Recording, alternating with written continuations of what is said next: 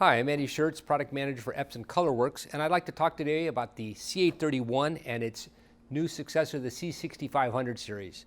The 831 was one of our first printers to really go out into the industrial space. It's all over the place, especially in the chemical industry, but industries in general. So I want to compare the C831 to the newer C6500 series and show you some of the advantages of why it's in your best interest to consider an upgrade. So first off, we look at these. You can see the size and the footprint. The overall footprint is pretty similar between the two printers. Okay? The C6500 series is a little bit taller, but usually that's free space in an environment. But when you consider the paper, the C6500 is actually smaller because it has the media that can fit within the printer. It uses less absolute space than the C831, which will have to have the box of media behind the printer. And realistically, the C831 does not like to pull straight, so it means you have to somehow have a table with a hole or things like this in it to pull up on it if you could. So we have a big advantage, I believe, in the terms of the overall form factor that makes the C6500 series a little bit more appropriate. The next thing we want to draw attention to is the C831 and its control panel. And although it is functional, one of the problems is it basically has lights and some buttons on here. And at any one time, what is really going on is not so easy. I mean, if everything's working great, fine. Maybe the ink going out, it's got a pretty easy indicator light, but sometimes lights are blinking and flashing and it's not really clear, and there are no error messages on the printer, which has made, over time, the 831 a little bit difficult to use. In contrast, the C6500 series has a full color panel, so you can see clearly the status of all the inks, what's going on, what media size it's set for, what the printer thinks is happening. So instead of a blinking light or two over here and I've got to maybe remember or look up the manual, I can see everything about this printer.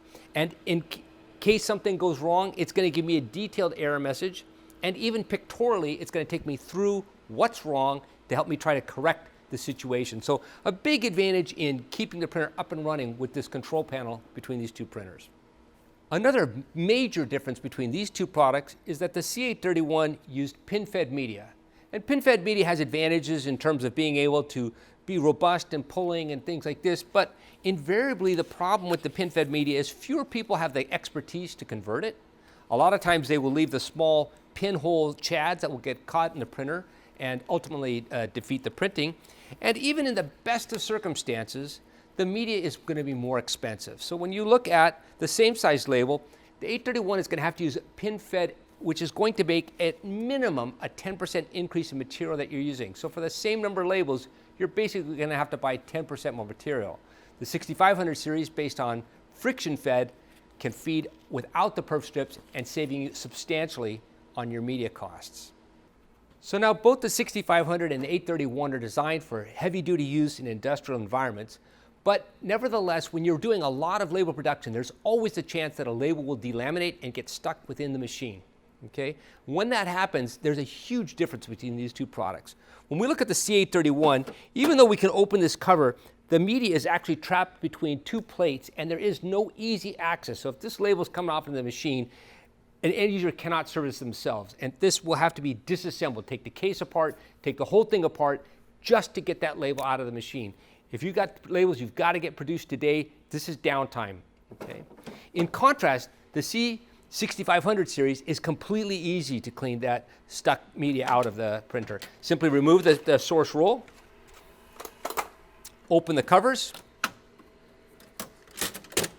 and next thing you know, my fingers are actually touching. There's no hidden spots. I can get to anywhere that I need to unclear that stuck label, get it out of the machine, close my covers, get it back up and running, and I'm ready to print more labels. Of course, the next thing to talk about when I talk about these two printers and their capabilities against one another is print quality. Of course, the job of the printer is to print, and the 831 is a good solid performer, but fundamentally has a much lower resolution. Nominally, it's about 360 by 360 dpi, which is good, but the 6500 series can literally go all the way up to 1200 by 1200.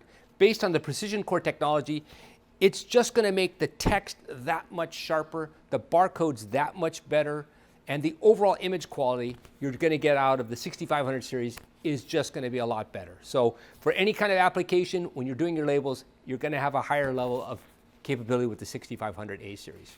In addition to the superior print resolution and print head technology of the 6500 series, there's also an advantage in terms of versatility. Okay? So when we talk about a large label like this, of course the 831 does a great job and the 6500 can do a similar job. But when we get to wanting to do more versatile things, perhaps small labels, the 831 is limited by the tractor feed mechanism that can only get so narrow. And basically, you have to have a label that is at least 4 inches or bigger to fit in the 831. In contrast, the C6500 is actually able to go down to a minuscule 1 inch by 0.31 inches. So you can imagine I can go down to that little all the way up to 8.5 by 22. So it has a range that is just incredible. So if your needs change, it doesn't matter. You're covered with the 6500 series. Beyond the print and use of the printers here, there's an even bigger distinction between the 6500 series and the C831. The first thing to realize is the C831 is dependent on using a Windows driver. And that Windows driver is actually doing the rasterization on the PC and sending down a raster image to the printer.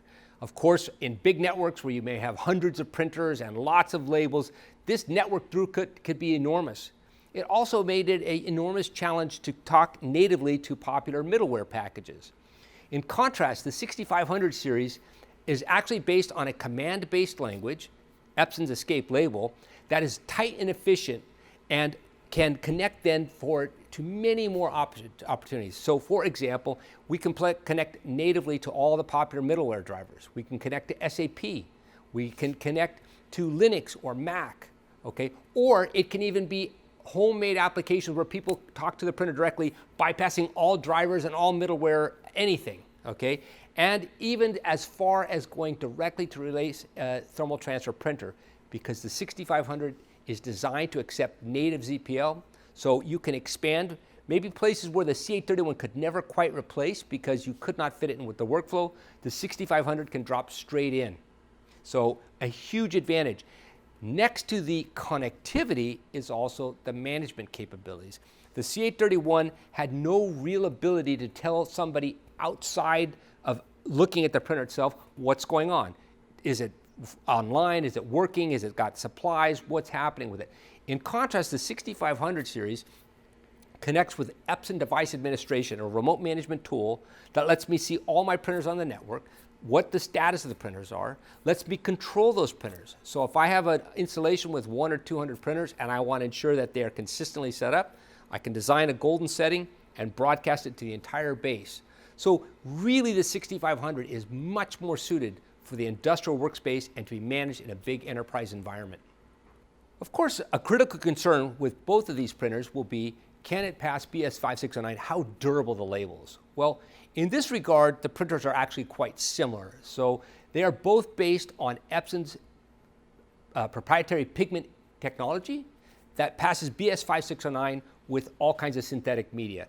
You can use the exact same media in the C831 that you can use in the 6500, of course, without the perforation strips. So all the durability and performance requirements that you've already qualified in and you know you need and you know you demand, your state with a 6500, it can definitely handle it and do the same job. So with any commercial product, the service options are also a critical factor to consider.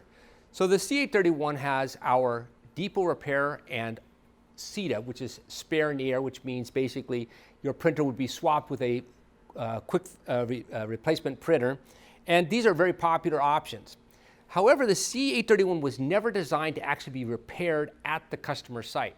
And a popular option that people do want to have is the ability to keep their printer, keep its connectivity, keep all of its settings, and just have somebody come out and repair it. This is where the 6500 really shines in that it has been designed to be field serviceable. So this now opens up the ability to have on-site service also as a third option for the 6500. So then you can keep your printer, all of its settings, the technician comes to you, gets you back up and running quickly, a full service offering with the new 6500 series printers. When we're talking about industrial printers, the workflow is also a critical factor to consider. The 831 does not have a cutter and does not have a peeler. So basically, every label has to be hand torn off the machine, okay? And it has to actually advance the label to the tear position. You've got to tear it off and then somehow coordinate that with the redraw. In contrast, the 6500 has many options. Of course, we have the cutter option, which I'm showing here, which means as the label comes out, I could cut it immediately after it's printed and take it to where I need it. If I want to do a batch, I can keep the entire batch together and only use the cutter to separate the batch at the end. Or I can actually use the peel capability. So for example, I have a drum. I want to apply this label, but my operator's got his hands busy or gloves so he can move the drum. The label will come out already pre-peeled. It saves me the time and the effort, and I can apply it like that. Or even automated apply. So the 6500 with the ability to peel and its remote I/O that lets a robot control the printer itself can go into a fully automated line, okay, and produce a label that is peeled, ready for the robot to apply and controlled by it. So a lot of increase of flexibility in the workflow, and that's just another great advantage of the 6500 series over its predecessor.